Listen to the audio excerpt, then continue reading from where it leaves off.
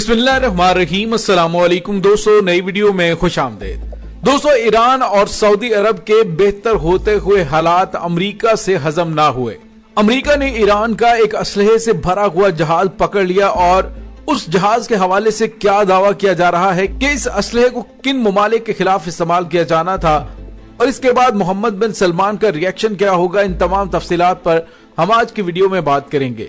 Video की तफसील में जाने से पहले आप देख रहे हैं हकीकत की दुनिया डॉक्टर अली के साथ। हमारा चैनल सब्सक्राइब करके घंटी के निशान को दबाना मत भूलिएगा। इस वीडियो को ज्यादा से ज्यादा फेसबुक, व्हाट्सएप और सोशल मीडिया पर शेयर जरूर करें। शेयर और लाइक करने के साथ साथ कमेंट बॉक्स में पाक फौज जिंदाबाद, पाकिस्तान पाइंदाबाद और पाकिस्तान के गुमनाम हीरोज को सलाम का नारा कमेंट जरूर कीजिएगा।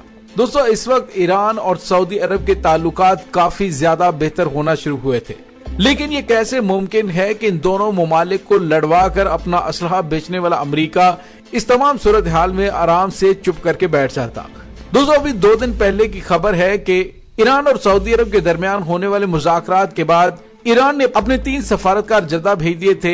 ये तीनों सफारतकार OIC में अपने काम का आगाज कर रहे हैं और चंद दिन कबल दोनों मुमालिक के दरमियान सफारती ताल्लुकात में बहाली लाने और बेहतरी लाने की ख्वाहिश का इजहार किया गया था और इस तमाम बातचीत में पाकिस्तान ने भी अहम किरदार अदा किया और इसके साथ ही सऊदी अरब और ईरान के दरमियान ताल्लुकात बेहतर करने के लिए इराक की जानिब से भी कलीदी किरदार अदा किया जा रहा है। दोस्तों, अब इस तमाम सूरत हाल में कि जब 3 सफीर OIC में अपनी जिम्मेदारियां संभाल चुके हैं, तो ऐसे में अमेरिका को अपने सारे ख्वाब चकनाचूर होते हुए नजर आए।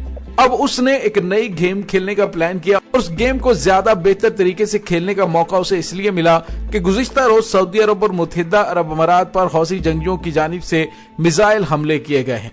हौसी जंगियों ने सऊदी अरब के अहदाल मसीराहा के इंडस्ट्रियल जोन में मिसाइल फायर किए, जिसके नतीजे में 2 गैर मुल्की जख्मी हुए थे और मिसाइल हमले में वर्कशॉप्स और कुछ गाड़ियों को भी नुकसान पहुंचा। अरब इत्तेहाद ने सऊदी अरब पर हौसियों के बैलिस्टिक मिसाइल हमले में 2 गैर मुल्कियों के शदीद जख्मी होने की तस्दीक की है। इसके अलावा दूसरा मिसाइल हमला मुत्तहिदा अरब अमारात पर किया गया, जिसे उन्होंने नाकाम बनाने का दावा किया है। अमाराती वजारत दिफा के मुताबिक हौसी बागियों ने अबूजैबी की जानिब 2 मिसाइल फायर किए, जिन्हें रास्ते में ही तबाह कर दिया गया।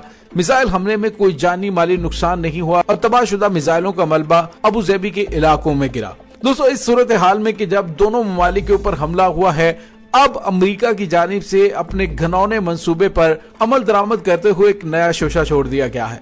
कहा गया है कि उन्होंने ईरान का एक जहाज पकड़ा है जिस पर 40 टन फर्टिलाइजर लदी हुई थी, जो धमाका खेज मवाद बनाने के लिए इस्तेमाल हो सकती है।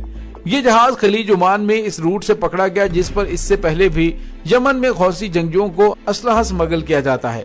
जिस जहाज को पकड़ा गया है उससे गुज़िश्ता बरस भी हजारों हथियार यमन ले जाते हुए पकड़ने का दावा किया गया था।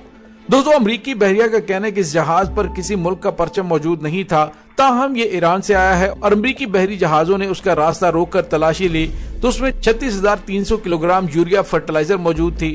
दोस्तों, ये एक ऐसा केमिकल है जो बुनियादी तौर पर ज़रूरी मकासद के लिए इस्तेमाल होता है, ताहम इसके जरिए बॉम्ब्स भी बनाए जा सकते हैं। अमरीकी बहरिया ने बताया कि इसी जहाज को उन्होंने गुज़िश्ता बस फरवरी में भी पकड़ा था। उस वक्त इसमें हजारों AK-47 राइफलें, रॉकेट लॉन्चर्स और जदीद हथियार लदे हुए थे।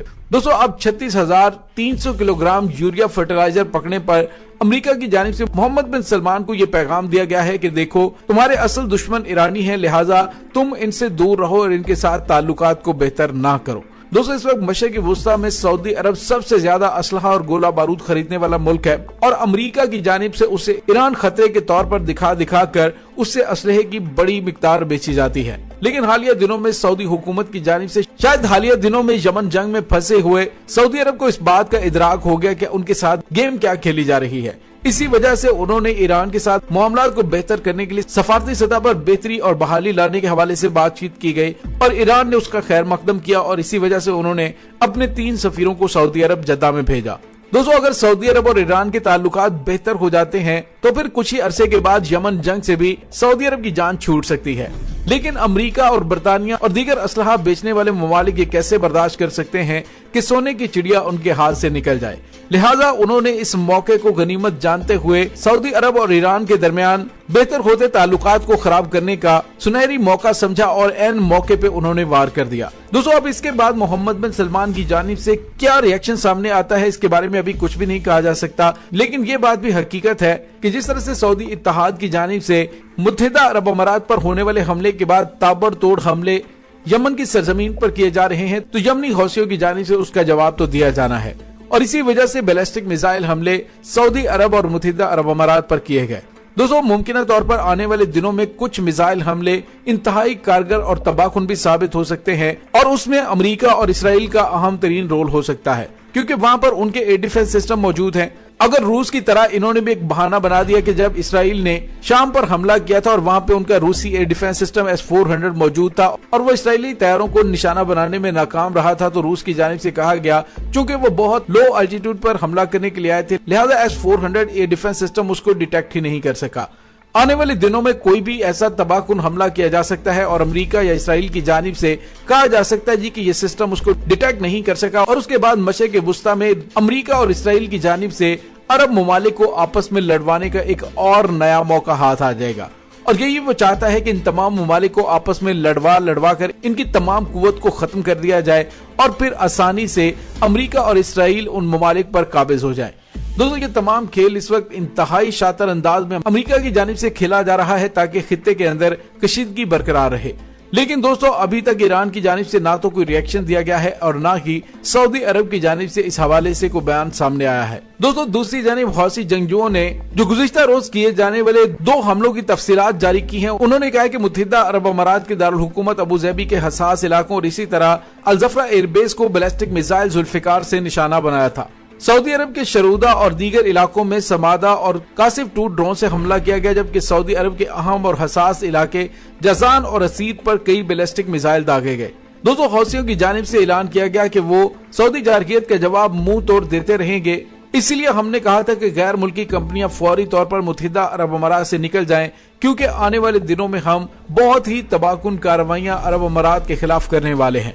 दोस्तों, इस तमाम सूरत हाल के अंदर खित्ते के अंदर एक बड़ी जंग के इम्कान पैदा हो गए हैं और इसके पीछे अमेरिका और इसराइल का अहम रोल दिखाई दे रहा है।